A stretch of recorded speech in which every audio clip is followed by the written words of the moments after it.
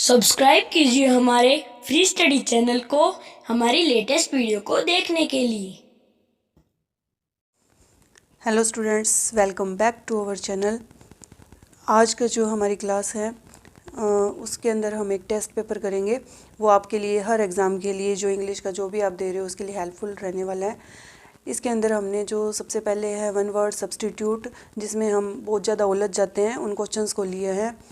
हम फर्स्ट देखेंगे applying once self to various subject. Applying once self to various subject क्या होगा? Versatile. Versatile. Second देखिए people at a match और show. क्या आएगा यहाँ? पीपल एट ए मैच और शो। मैच या शो के अंदर जो ऑडियंस होती है, जो लोग होते हैं, उनको क्या बोला जाता है? स्पेक्टेटर्स। यहाँ प्रॉपर जो वर्ड है इसके लिए क्या यूज़ होता है? स्पेक्टेटर्स। थर्ड है ए टॉकिंग टू वंस सेल्फ, मतलब अपने आप से बात करना। ये एक टर्म भी है इंग्लिश की। क्या होगी आप सोचो?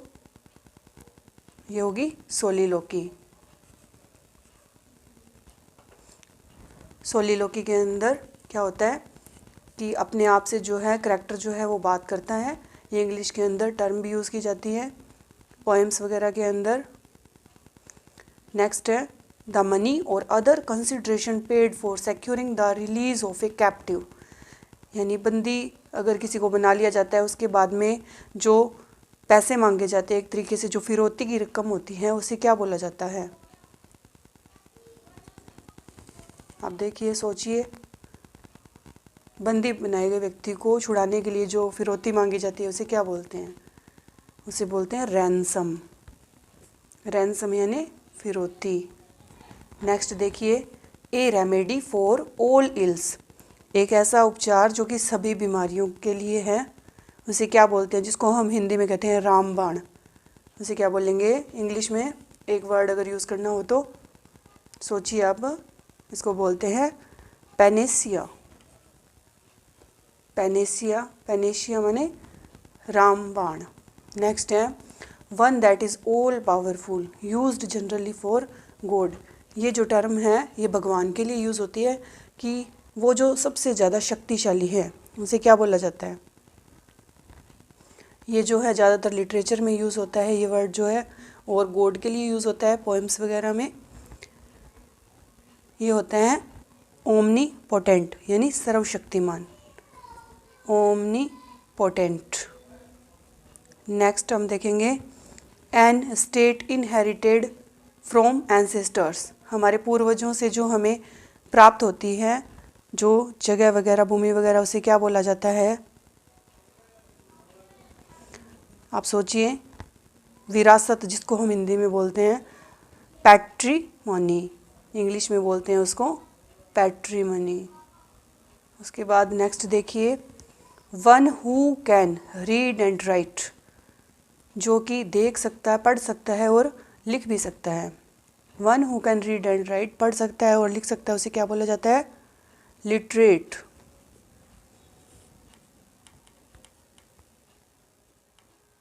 लिटरेट। नेक्स्ट देखिए one that is present everywhere used generally for God. जैसे हमने अभी ओमनीपोटेंट देखा था, वैसे ही जो हर जगह विद्यमान है, जो कि हम भगवान के लिए यूज़ करते हैं कि भगवान जो है हर जगह विद्यमान है। जनरली जो ये वर्ड है ये गॉड के लिए यूज़ होता है और ये कई एग्जाम्स में पूछा भी गया है। क्या आएगा यहाँ? सोचिए आप। Omni present. ओमनी प्रेजेंट, जिसे बोलते हैं हम हिंदी में सर्व विद्यमान या सर्वव्यापी। नेक्स्ट है if a person is well experienced, अगर जो एक अनुभवी व्यक्ति होता है वेल एक्सपीरियंस्ड, उसे क्या बोला जाता है? एक वर्ड अगर उसके लिए देना हो तो उसके लिए आता है वेटेरन। वेटेरन यानी अनुभवी। ये भी जो है कई एग्ज़ाम में पूछा गया ये क्वेश्चन भी।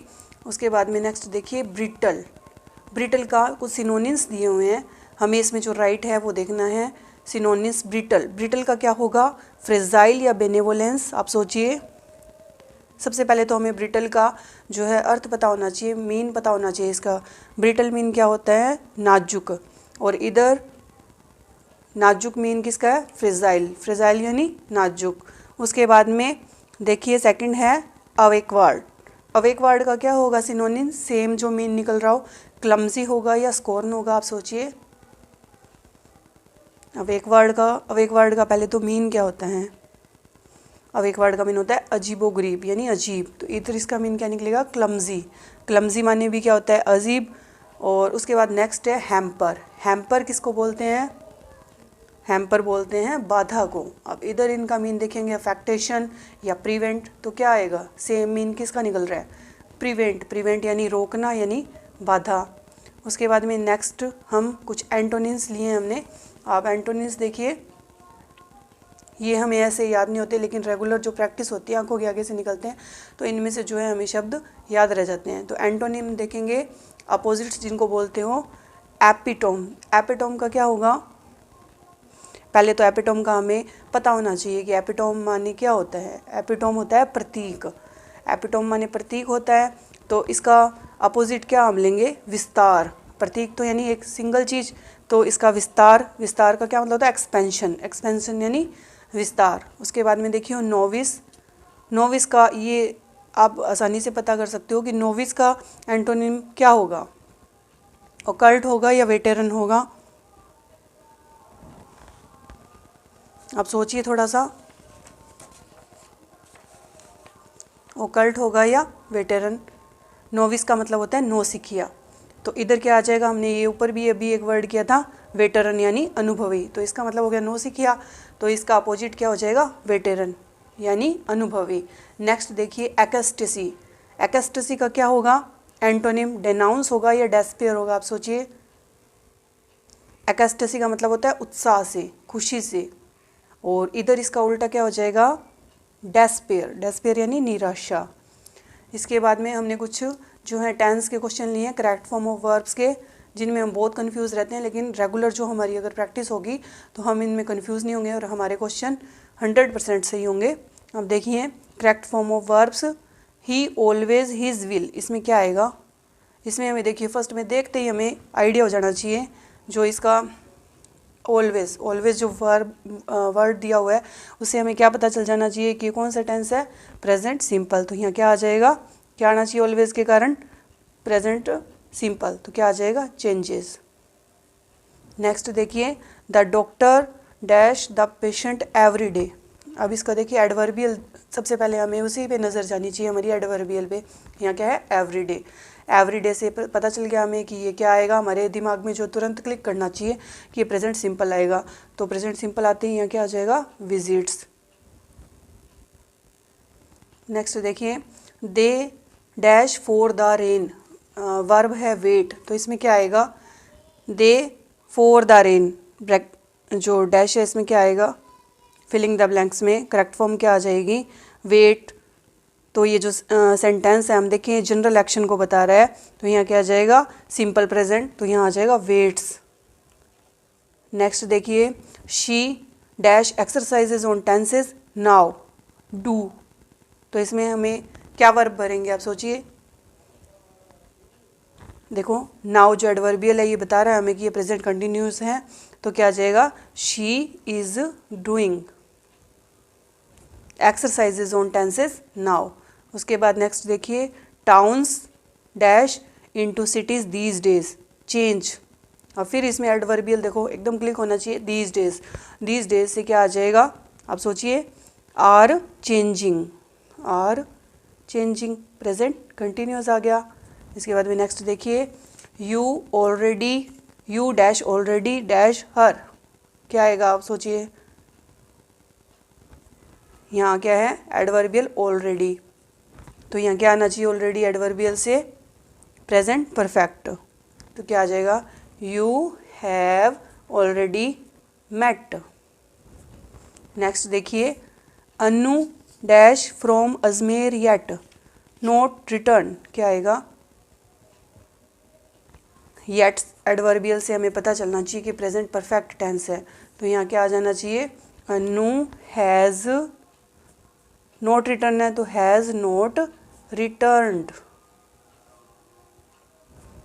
नेक्स्ट देखिए, she dash computer for 6 months and she has not learn much yet. क्या आएगा इसमें? वही एडवर्बियल पे नज़र जानी चाहिए, येट, और जो वर्ब है हमारी क्या है? लर्न। आप सोचिए थोड़ा सा, क्या आना चाहिए? सोचिए आप। इसमें देखिए आप 6 months, एक तो क्या दिया हुआ है? टाइम पीरियड दिया हुआ है, ठीक है। सेकंड हमें येट दिख गया, तो इसमें क्या आएगा? प्रेजेंट परफेक्ट कंटिन्यूस टेंस होगा, क्योंकि जहाँ पे समय की क्या आ जाए? अवधि आ जाती है, और एडवर्बियल येट दिया हुआ है, दोनों से हमें पता चल जाना चाहिए।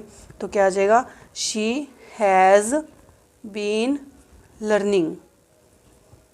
शी हैज़ बीन लर्निंग, ठीक है। She has been learning computer for 6 months and she has not learn much yet, ठीक है। नेक्स्ट देखेंगे हम, they dash back very late last night. अब देखिए यहाँ लास्ट नाइट, इससे हमें एडवर्बियल से पूरा अंदाजा हो जाएगा कि यहाँ क्या आएगा? लास्ट नाइट एडवर्बियल से क्या आना चाहिए? आप सोचिए, गेट है, तो यहाँ क्या आएगा? लास्ट नाइट, यानी पास्ट सिंपल है, तो गेट की second form got, they got back. Next देखिए, he fell asleep when he dash in a train. क्या आएगा इसमें? देखिए ये वैन से कनेक्टर जो है जुड़ा हुआ है, ये जो दो सेंटेंस हैं, फर्स्ट में क्या है? पास्ट सिंपल, तो इधर क्या आ जाएगा? पास्ट कंटिन्यूअस, वैन से जुड़ा हुआ है, तो he fell asleep when he was travelling.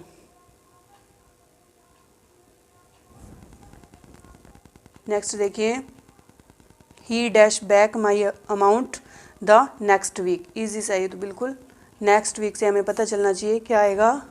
Future simple है, तो he will pay back my amount the next week. Next देखिए, we dash mount Abu this summer. क्या आएगा? विजिट से, इसमें क्या आना चाहिए? अब सोचिए, दिस समर, इस गर्मी में हम माउंट आबू जो है जाएंगे या देखेंगे या घूमने जाएंगे, तो क्या आना चाहिए? फ्यूचर की बात हो रही है, दिस समर, तो क्या आएगा? सिंपल सा है, वी शैल विजिट।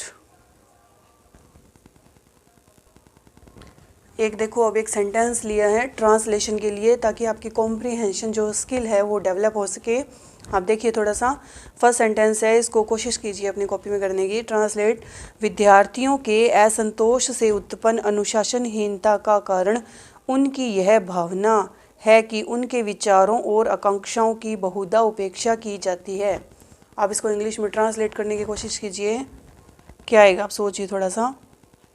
इसका हो जाएगा, the reason for the indiscipline, आप लिख लीजिए, the reason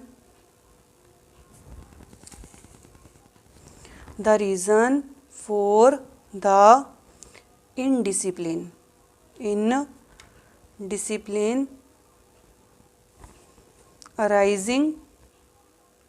arising out of student dissatisfaction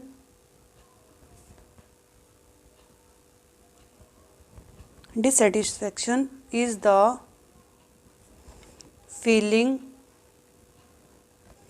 that their ideas and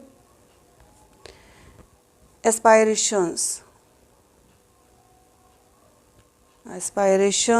are often neglected। ठीक है, अब बना के देखिएगा अपनी कॉपी में। इसके बाद में नेक्स्ट देखिए, एक सेंटेंस है, बाल अपचारियों के पुनर्वसन के लिए सक्रिय न्यायिक एवं सामाजिक प्रयासों की आवश्यकता है। इसे देखिए, ट्रांसलेशन अगर हम दिमाग में अगर हमारे करते हैं, सोचते हैं, करने की कोशिश करते हैं, तो इससे हमारी जो कॉम्प्रिहेंशन स्किल है बहुत ज़्यादा डेवलप होती है। अब थोड़ा सा कोशिश कीजिए बनाने की। सबसे पहले एक न्यू वर्ड आया है, बाल अपचारी। बाल अपचारी को हमें देखना चाहिए, इसका क्या मतलब होता है? चाइल्ड एब्यूज़र्स। इसके बाद में पुनर्वसन, पुनर्वसन का क्या आ जाएगा? रिहैबिलिटेशन, उसके बाद में जुडिशियल। चलो इसको हम बनाते हैं, आप भी कॉपी में अपने बनाइए। There is need for proactive judicial and social efforts for rehabilitation